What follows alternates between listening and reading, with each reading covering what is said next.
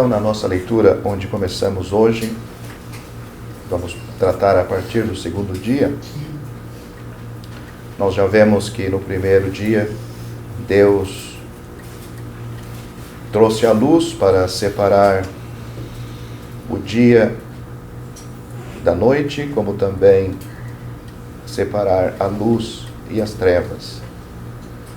Já pensamos também que nos três primeiros dias, Deus está formando e nos 3 últimos dias, Deus está enchendo esta terra, porque no versículo 2 diz que a terra está sem forma e vazia. E havia trevas sobre a face do abismo, e o Espírito de Deus movia sobre a face das águas. Então, além de estar sem forma e vazia, havia o abismo, sem dúvida são as profundezas da água, que hoje nós temos nas profundezas do mar, e a água que inundava toda a superfície. Então, não faz muitos anos que chegou-se à conclusão que a Terra é um globo, ou seja, a Terra é redonda.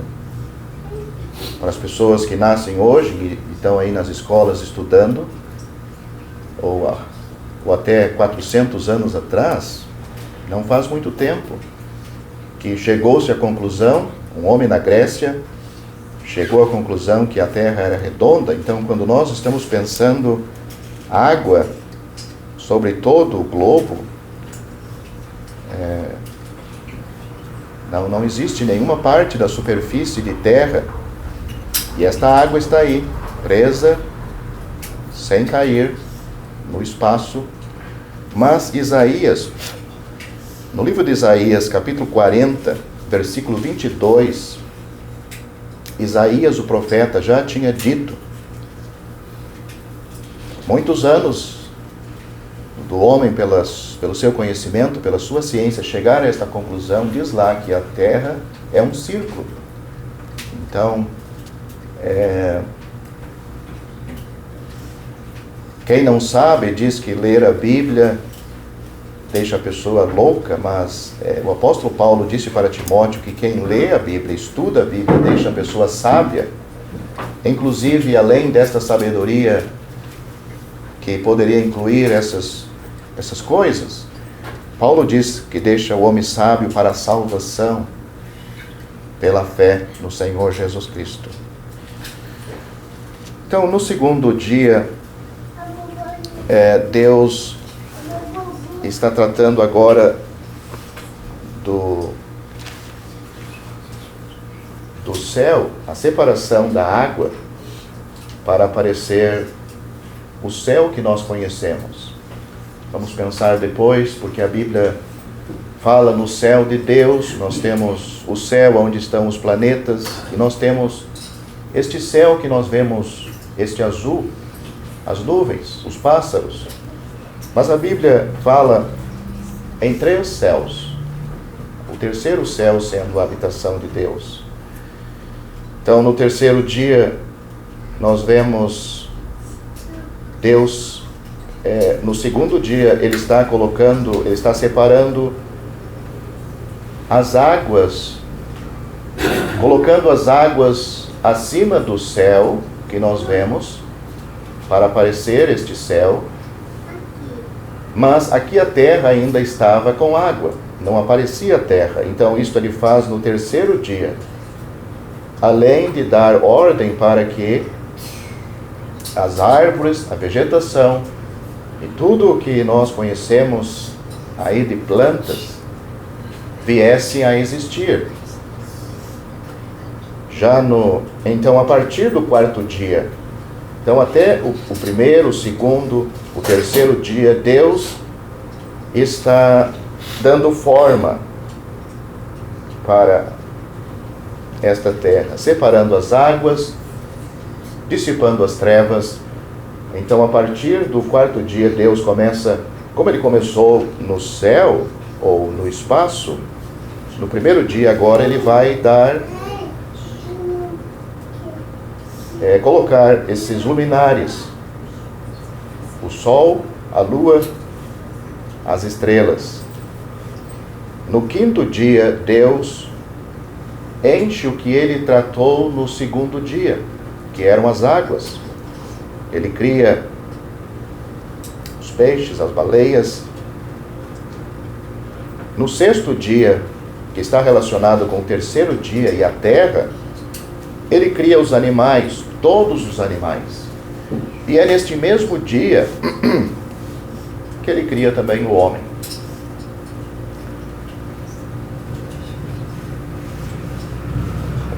Na criação do homem nós vemos esta distinção, Deus falando, façamos o homem à nossa imagem e semelhança, conforme a nossa semelhança, e domine sobre os peixes e sobre as aves.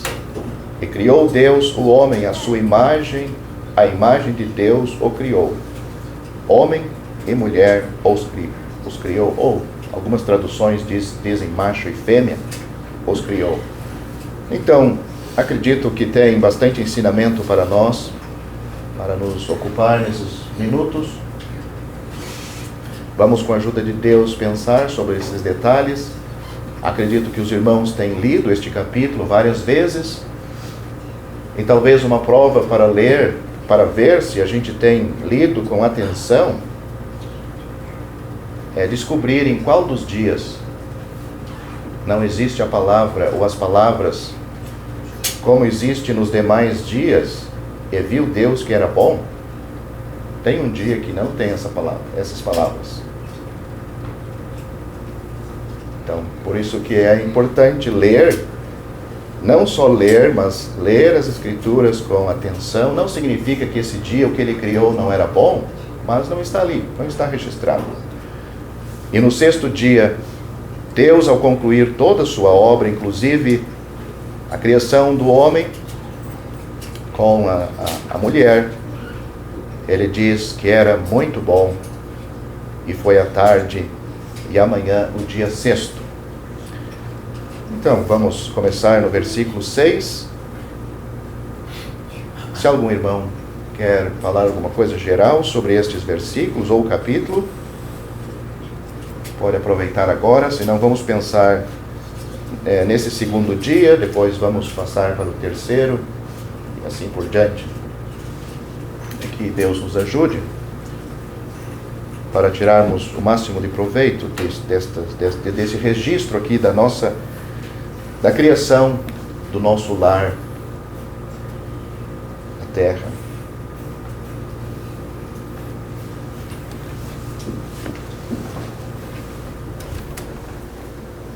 Uma coisa no versículo 5, Deus chamou a luz dia.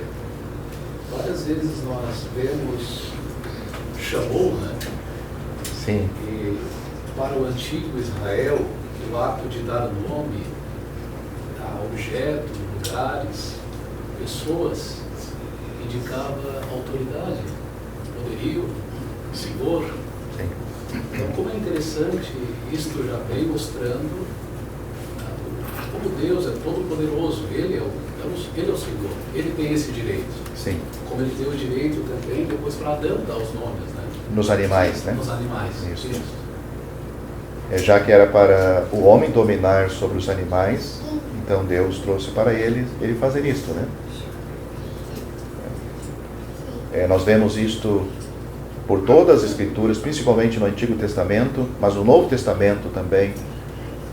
Nós temos Jacó dando nomes, mudando nomes de cidade. Nós temos o Senhor Jesus mudando o nome de Simão para Pedro, né? Então, esses registros têm o seu valor, a sua importância. É bom destacar isto.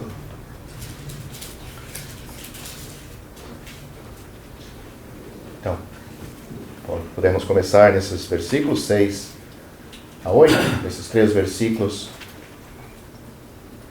Alguém quer dizer alguma coisa geral sobre esses versículos? Aquilo que tem estudado. E disse Deus: haja uma expansão no meio das águas, E haja separação entre as águas e águas. E fez Deus a expansão, e fez separação entre as águas que estavam debaixo da expansão e as águas que estavam sobre a expansão. E assim foi. E chamou Deus a expansão céus. E foi a tarde e a manhã do dia segundo. Não sei se todos, quando leem, assim fica claro o quadro, né? Mas o que nós temos aqui? Uma terra coberta de água, todo o globo. Não existe, pelo contrário, é abismo, era muita água. O que Deus faz? No primeiro dia, então, ele cria a luz. Não está mais trabalhando nas trevas, mas agora tem a água. Tem essa palavra expansão, que o versículo já nos explica. O versículo 8 diz que a expansão, a palavra expansão, era o céu, ou os céus. O que Deus fez? Ele pegou essa água, parte desta água, e colocou acima do céu que nós vemos. Diz aqui sobre. Então, em volta do todo o globo terrestre, existia um bolsão, podia dizer, cheio de água. Alguém pode perguntar, onde é que está essa água hoje? Pois é. Então nós vamos chegar lá. Mas é isso que está escrito aqui, né? Se nós lermos, podemos ler, às vezes, a versão atualizada pode nos ajudar. Uma outra versão da Bíblia vai nos ajudar, talvez usando outras palavras, dando o mesmo sentido, mas vai esclarecer. Foi isso que Deus fez primeiramente. Ele colocou uma camada de água aí acima das nuvens, no céu. Para quê? Primeiro, talvez até para proteger dos raios do sol que hoje nós sofremos, porque não existe mais esta água ali em cima parada para esta proteção, como um filtro solar. Todos já ouviram falar na camada de ozônio, mas além disto, existia esta água que estava ali parada. A partir do versículo 9, nós vemos que havia água aqui na terra ainda. A terra que continuou mesmo Deus colocando, como diz aqui, fez Deus a expansão e fez separação entre as águas que estavam debaixo da expansão e as águas que estavam sobre a expansão.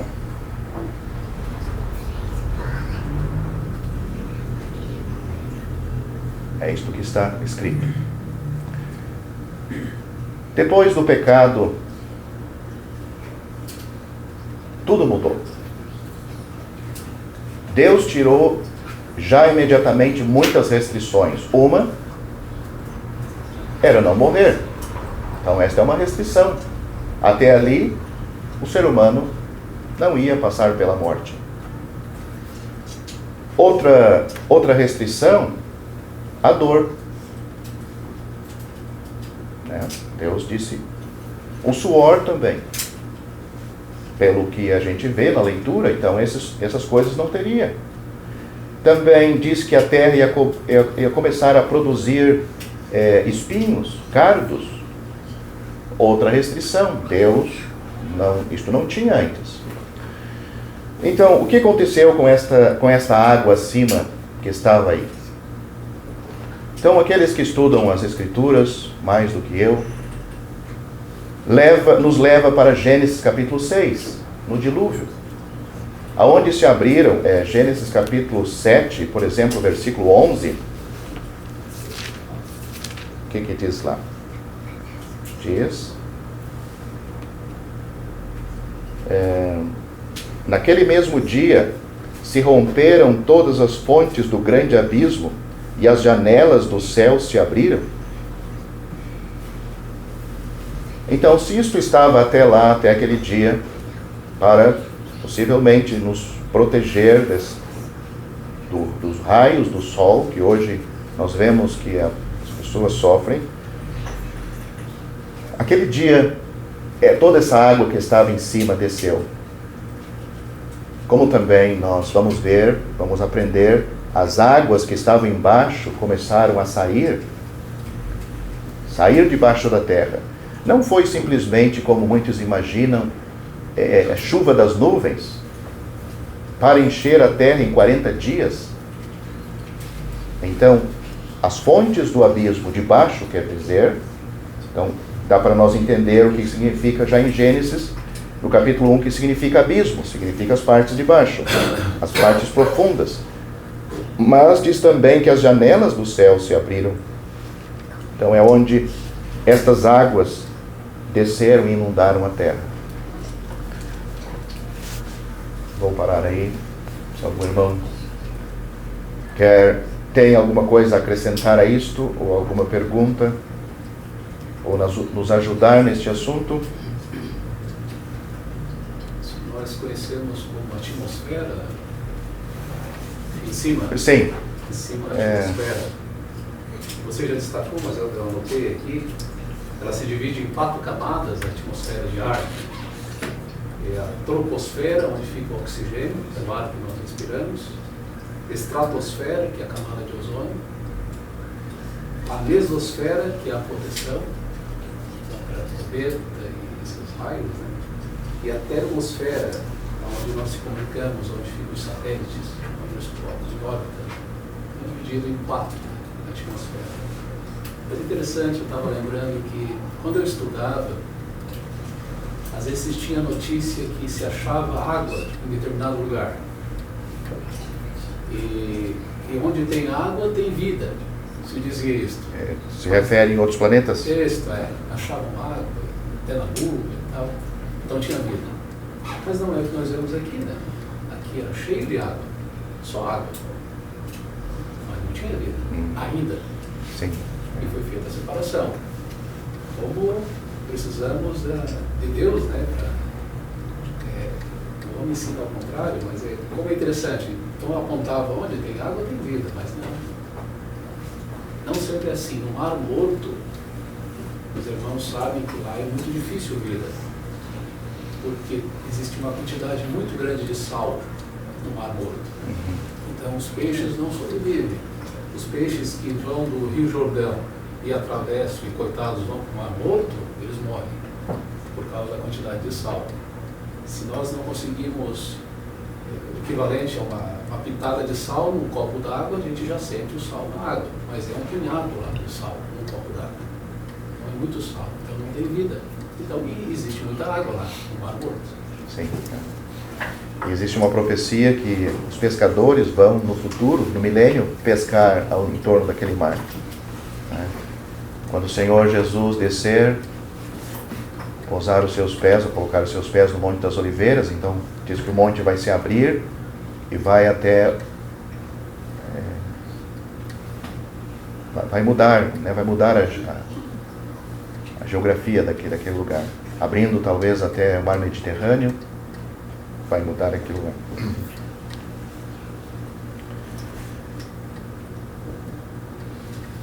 Então aqui nós temos o céu mencionado, não pela primeira vez, porque nós já lemos lá no versículo 1, talvez o versículo 1 existe, como já pensamos, vários pensamentos, pode ser a criação pela primeira vez no tempo, incluindo o céu, onde Deus habita, os anjos, mas enfim, nós já estamos no versículo 6 a 8, onde nós temos o céu que nós conhecemos, mas diz aqui os céus.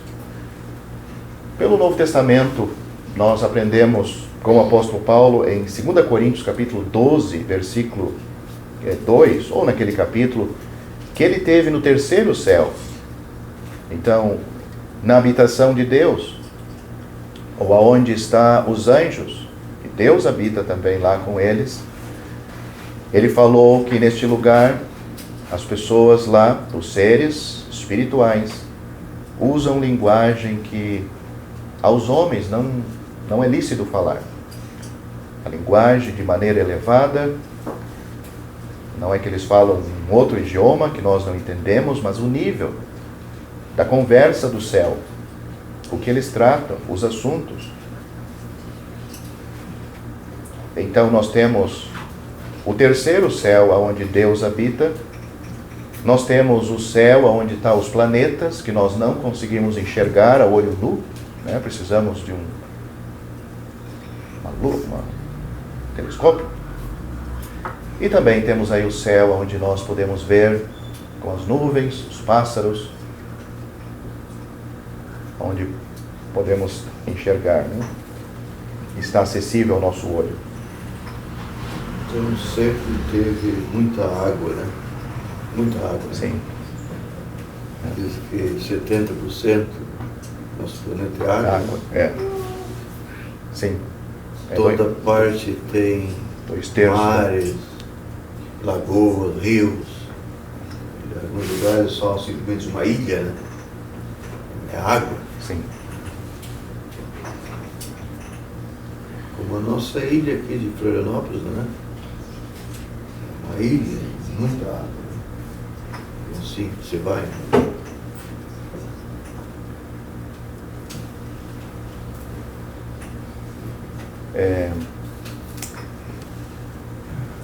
Também dá para entender que a Terra... Hoje nós temos os continentes, né? Todos sabem, os continentes...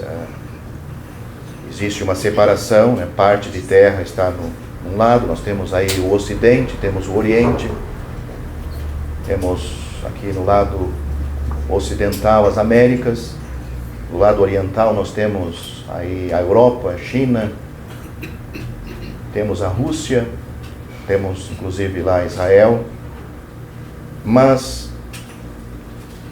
hoje, né, dá para ver algo que a Escritura, a Bíblia já tem nos mostrado, que aparentemente era tudo junto, porque os continentes, aqueles que hoje conseguem modelar eles, dá para ver que se encaixam perfeitamente. Eles se encaixam uns nos outros. Se pudesse se aproximar. Então, mais uma coisa que... por que às vezes existem certos animais, como é que eles chegaram lá? Essa é uma curiosidade, né? Como é que se chegou pessoas em tais lugares? Como é que se chegou índios? Então, os continentes antes do dilúvio eram assim. É o que os estudiosos da Bíblia também apresentam. Naquele mesmo versículo onde diz, Gênesis capítulo 7, versículo 11, e outros versículos ali naquela parte de Gênesis, diz que não somente descia água do céu, as janelas foram abertas, mas também de baixo começou a vir água do subterrâneo. Então, nesse momento, as rachaduras da terra podem ter acontecido. Então, se alguém quer uma explicação bíblica para isto, aí está uma boa explicação, que não precisamos perder muito tempo, porque a ciência não tem uma explicação definida para isto, mas a Bíblia, ela mesma pode nos ajudar quanto a isto.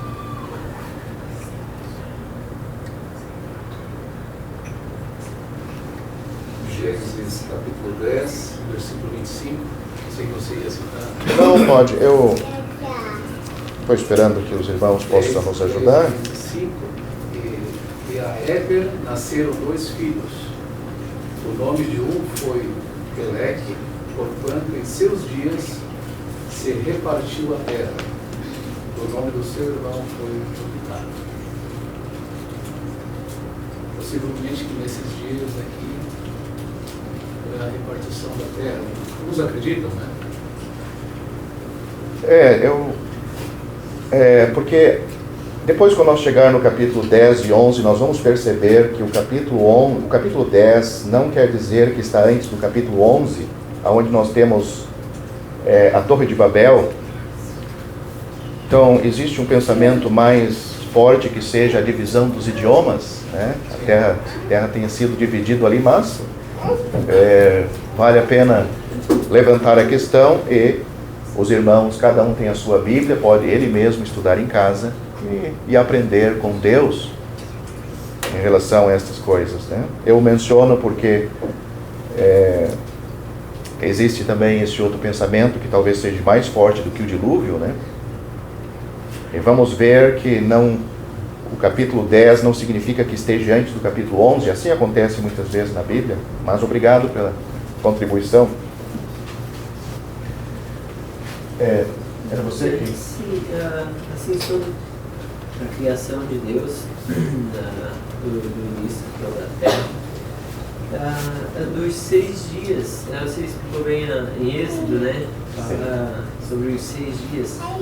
Que eu estava lembrando também, tem segundo Pedro 3:8, mas amados, não ignoreis uma coisa, que um dia para o Senhor é como 1000 anos, e 1000 anos como um dia. Não tem... Alguns podem usar esse versículo, mas não está relacionado tanto à criação. Bem que naquele capítulo ali Pedro está falando que Deus, que os que ignoram a vinda do Senhor Jesus, a promessa da vinda, ignoram muitas coisas, por exemplo, o dilúvio, a destruição do ser humano por causa do pecado. Deus falou e Deus cumpriu. Ignoram também que Deus trouxe a terra, Ele tirou, Pedro diz que Deus, como se levantasse a terra dentre as águas, a água estava submersa, mas Deus trouxe. Então alguns podem, mas Êxodo, como nós já pensamos, Êxodo capítulo 11, eu acho que é Êxodo capítulo 20, versículo 11, é o mesmo escritor que escreveu Gênesis, Êxodo 20, 11.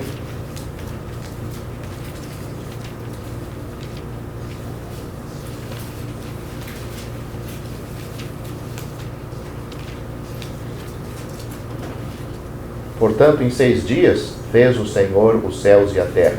Mesmo assim, dizendo isso aqui, pode ser que 6 dias para o Senhor é 1000 anos, como está dizendo lá. Ou 1000 anos também pode ser um dia.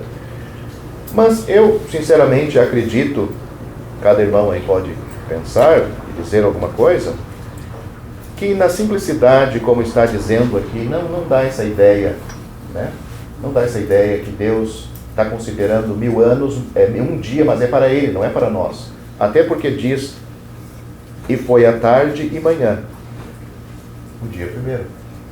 Eu haria 6.000 anos.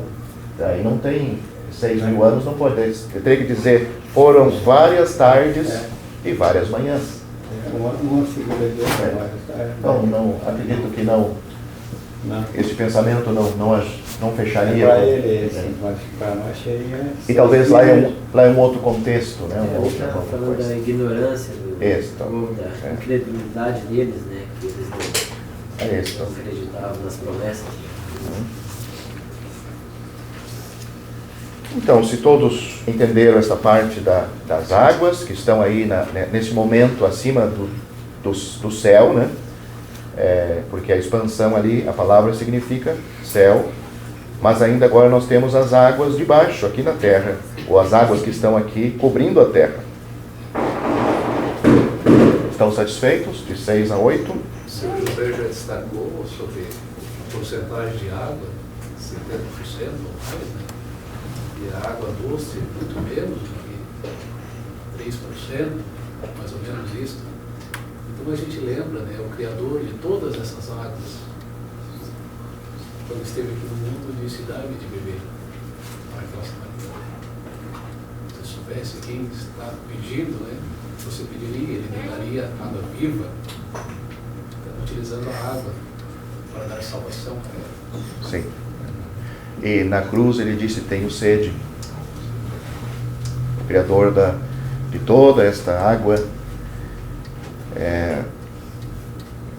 as suas criaturas não lhe deram de beber água, deram vinagre, na cruz. Então, uma aplicação espiritual para a água, nós temos aí o que o Wesley já citou, a água viva.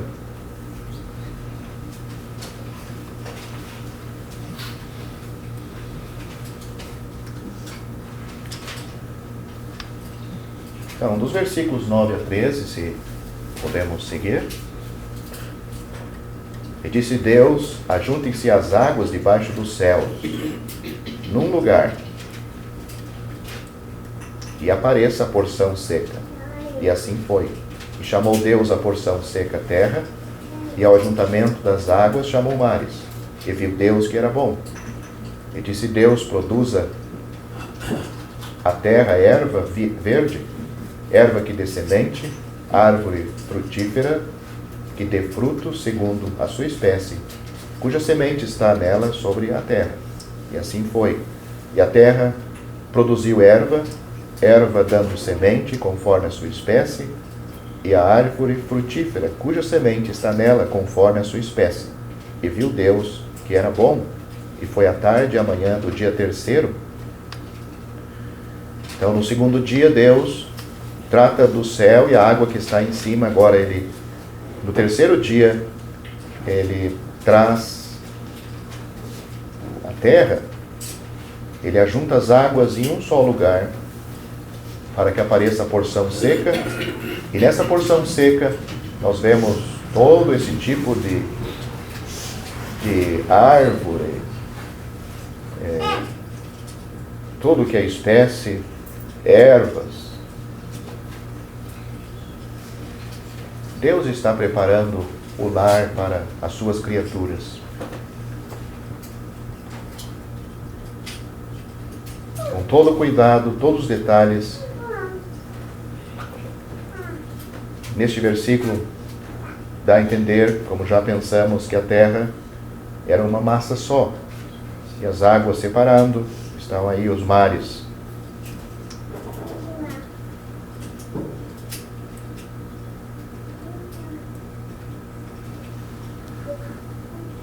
Nosso mundo é grande, né? O planeta Terra é grande, mas em comparação com tudo que Deus criou no universo, é uma miniatura, né? Sim. Os homens estão descobrindo planetas, Lua, Marte. Então, é uma miniatura.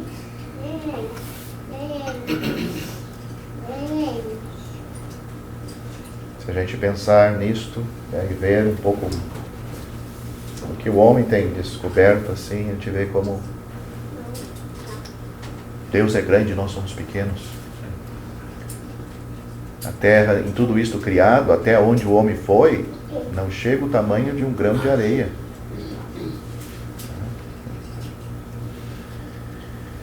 Talvez é bom destacar aqui, nós vemos que Deus, Ele deu ordem para a terra produzir, né?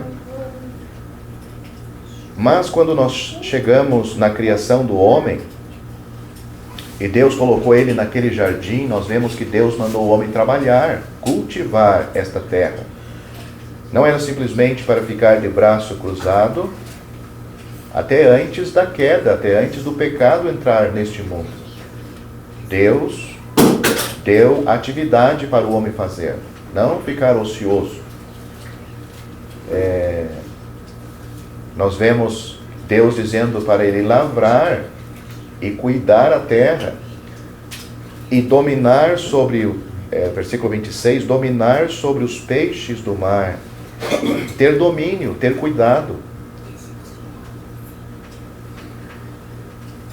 Então, acredito que isto é bom destacar e ver e aprender.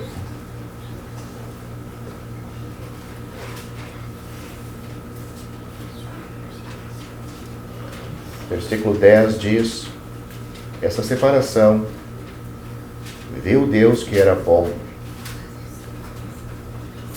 Em relação às ervas, às árvores, nós vemos também, e viu Deus, versículo 12, que era bom.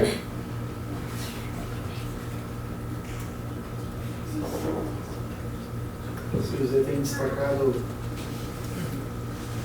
a grandeza desse universo, das coisas que foram criadas por Deus, né?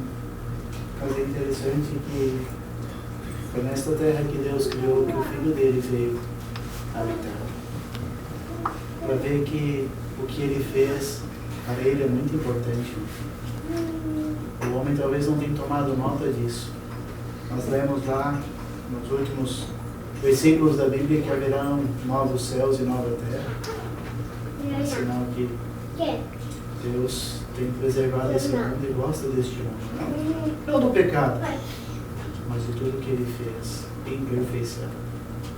Sim. Os planetas são importantes, todas as coisas são importantes, mas o Filho, o próprio Deus, veio habitar aqui.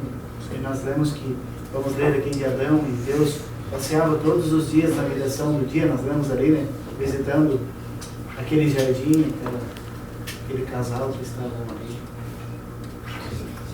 Sem dúvida, a Terra, nós não devemos desmerecer a Terra em si. Né? Acredito que ninguém faz isto, né, nas pregações, mas o problema está no pecado que está dentro do ser humano e o pecado que atingiu inclusive a Terra. Ela foi amaldiçoada por Deus. Né? Os animais, nós lemos em Romanos capítulo 8, que eles sofrem, gemem, esperando a liberdade dos filhos de Deus, quando eles vão participar da glória dos filhos de Deus, né? Quando eles vão ser libertos do cativeiro, os animais sofrem, a terra sofre. Nós vemos que no milênio, parte disto já vai acontecer, né? E nós, como você citou, vamos ter uma nova terra. Então Deus vai continuar prestigiando a terra. Tá? Eu já ouvi que vai ser uma terra totalmente nova, mas possivelmente que Deus vai purificar esta mesma terra como fez aqui no início, né? Não existe uma conclusão sobre isto, mas Deus purificando esta mesma terra. Nós temos aí, quem leu Pedro, né? Aqui nós vemos lá aquilo que vai destruir parte desta terra, o juízo. Mas Deus pode fazer isto. Acho que Isaías lemos até as armas que hoje servem para destruição, as mesmas armas, mas que vão ser transformadas, convertidas para ferramenta, para trabalho, né? Na agricultura. O homem vai voltar novamente ao campo, né?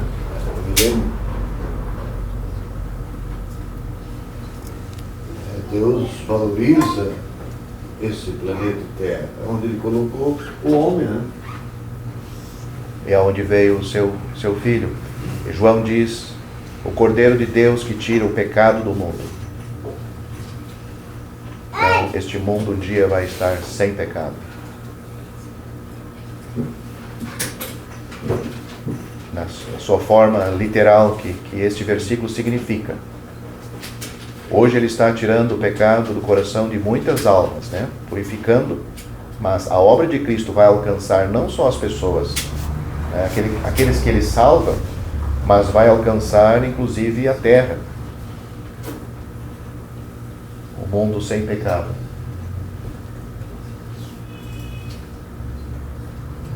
O homem que não consegue governar esse planeta Terra, tentando descobrir outros planetas, tentando descobrir que tem gente lá que eu não posso acreditar. Então, é nessa terra que Deus colocou.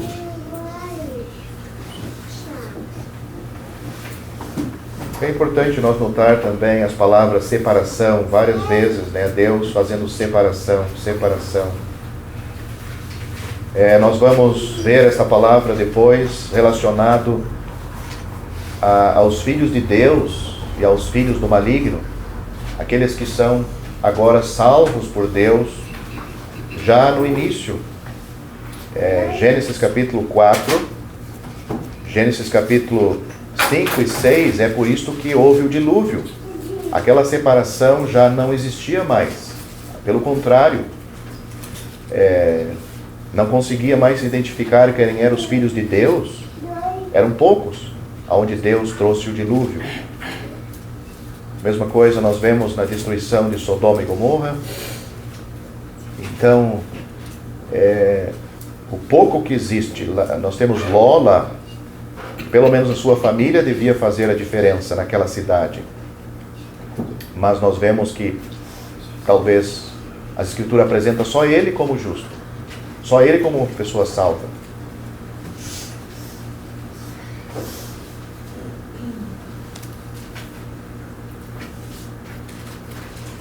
Eu estou dando tempo, ver se o irmão tem uma coisa para contribuir, porque deve haver. E é interessante o 11, né? E disse: Deus produz a terra erva verde, erva que de semente, árvore frutífera, de frutos segundo a sua espécie, cuja semente seja nela sobre a terra. Isso assim foi. O ser humano tem motivo para agradecer a Deus, né? Porque tem árvore, frutos e tanta coisa, né? Tudo Deus disse, deu uma ordem, né? Produz a terra erva verde, né? E assim tem acontecido. Até hoje, né? O Senhor Jesus, falando para os seus discípulos no Monte das Bem-aventuranças, como é chamado, ele disse que o Pai faz nascer o sol sobre os bons, o sol e a chuva sobre os bons e sobre os maus. Aqui no início Deus tinha intenção, não tinha os maus, né? Deus criou o homem inocente, colocou nesse jardim, fez um jardim para ele, além de criar tudo isto por toda a terra, Deus fez um jardim, onde nós vamos chegar lá. O homem sempre cria algo que já existe e vai evoluindo, né? Diferente de Deus. Nós reclamamos todo dia, né? A gente só reclama. E depois, lá na frente do direito, até eu pensava que não tinha lá. O senhor, só tinha uma vida depois. Eu fui reclamar. Eu fiz, começou até lá, vai em poucas, vai 50, 60 anos. E às vezes a gente não chega, quando chega os outros, mas o próximo não era assim.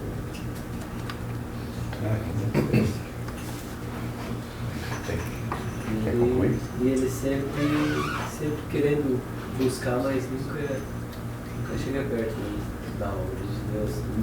Até no mínimo dessa. Pensando no. O José comentou agora no versículo 11, até sobre a semente, né? Eles fazem essa germinação, sempre inventando isso, mas do nada igual Deus. Não, isso aí eles nunca... O ser humano ele pode criar muitas coisas até úteis, né?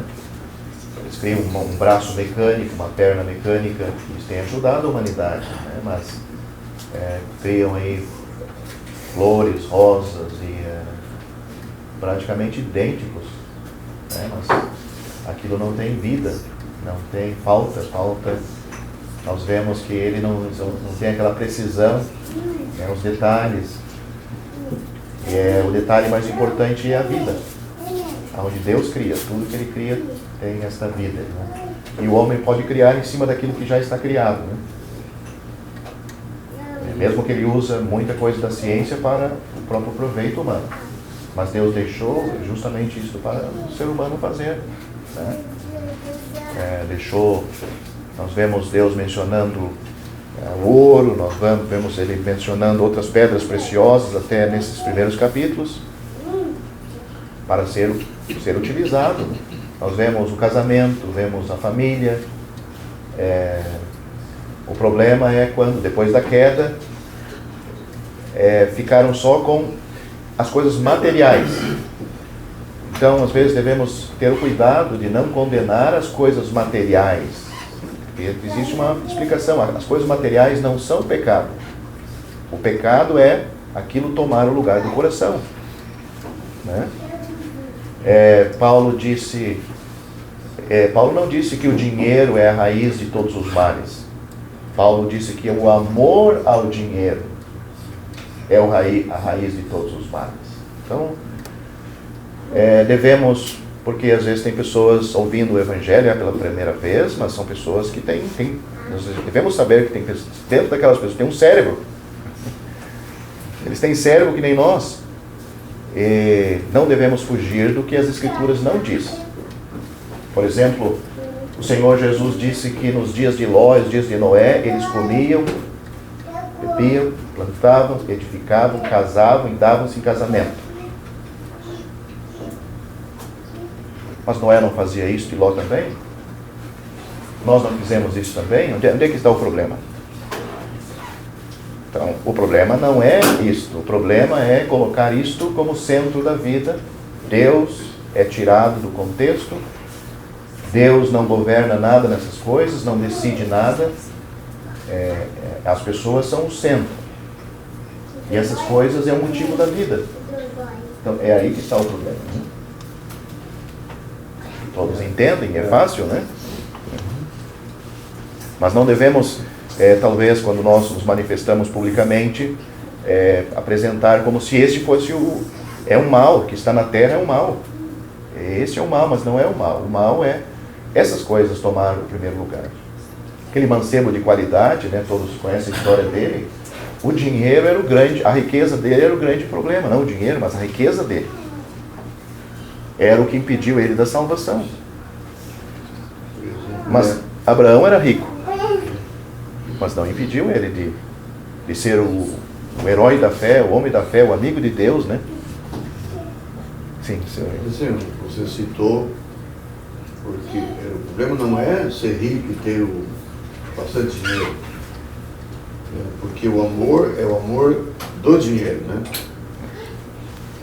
É a raiz de toda espécie de males.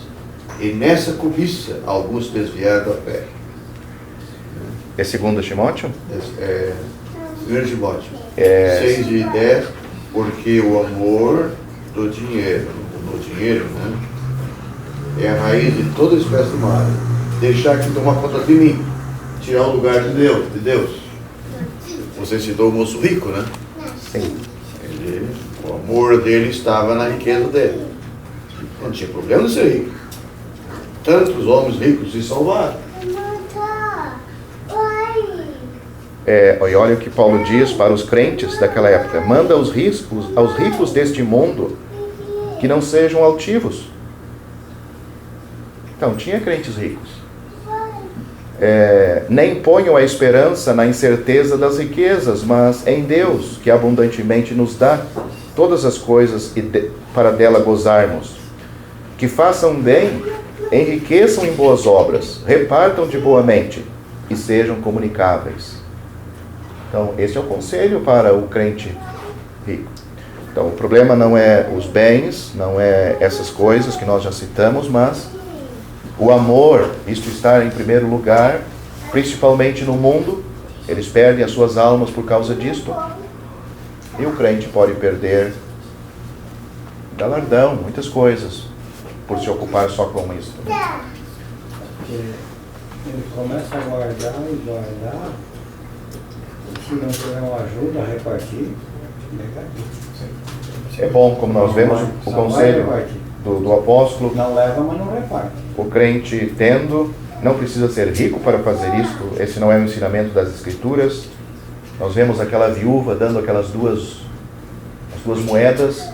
O Senhor Jesus disse que ela deu mais do que todos que estavam dando, que tinham bastante, né?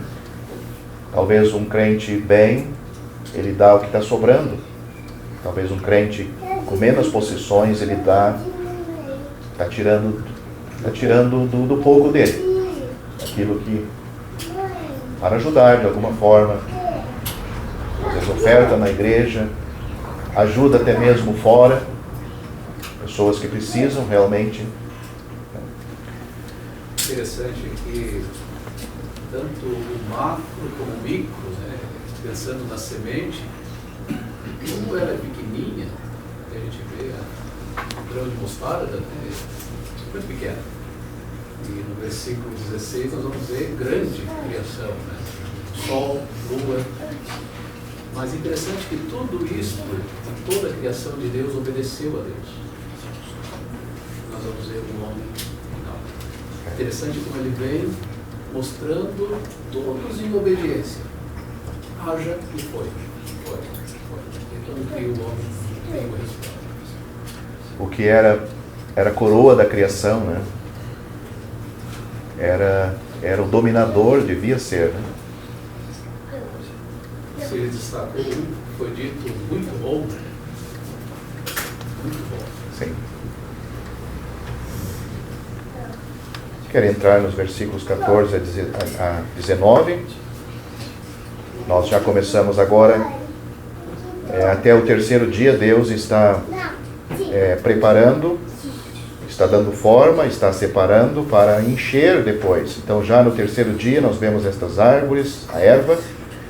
Do versículo 14 a 19 diz: E disse Deus, haja luminares na expansão dos céus, para haver separação entre o dia e a noite, e sejam eles para sinais e para tempos determinados, e para dias e anos, e sejam para luminares na expansão dos céus, para iluminar a terra. E assim foi.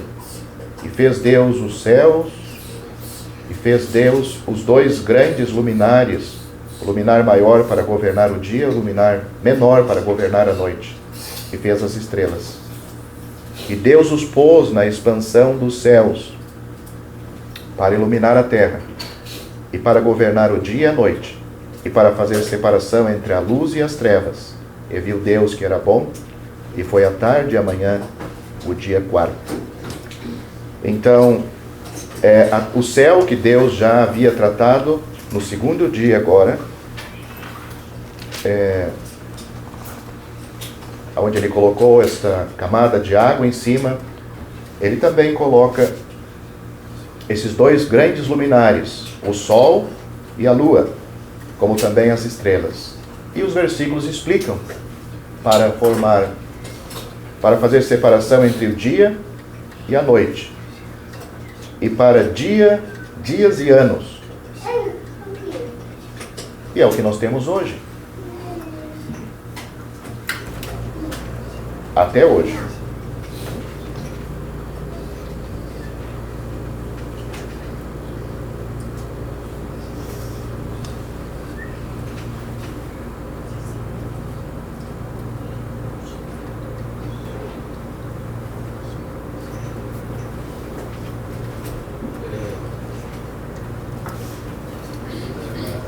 Foi Moisés que escreveu, então, no tempo, ele possivelmente viu muitos adoradores de deuses, inclusive do sol.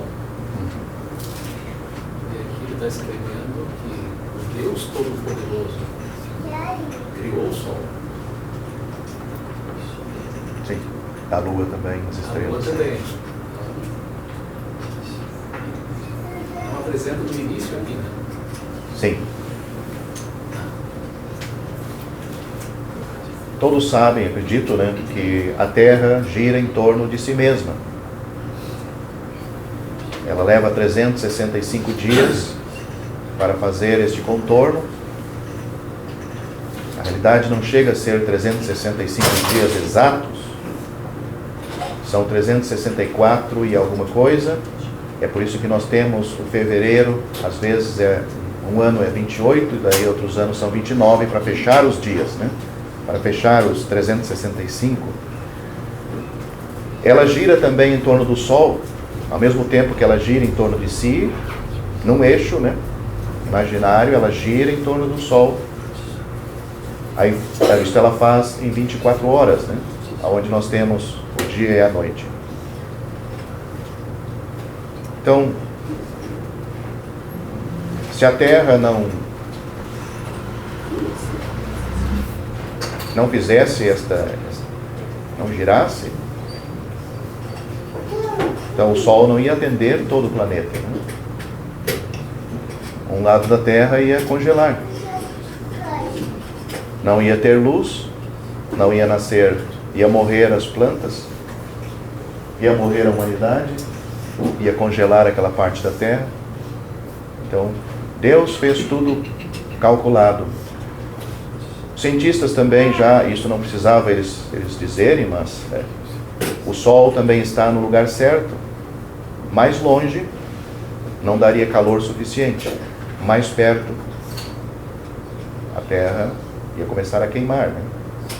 As pessoas, as plantas. Então, tudo está no lugar certo. O arquiteto que fez não somente o projeto, mas elaborou tudo, ele fez exatamente na sua ordem.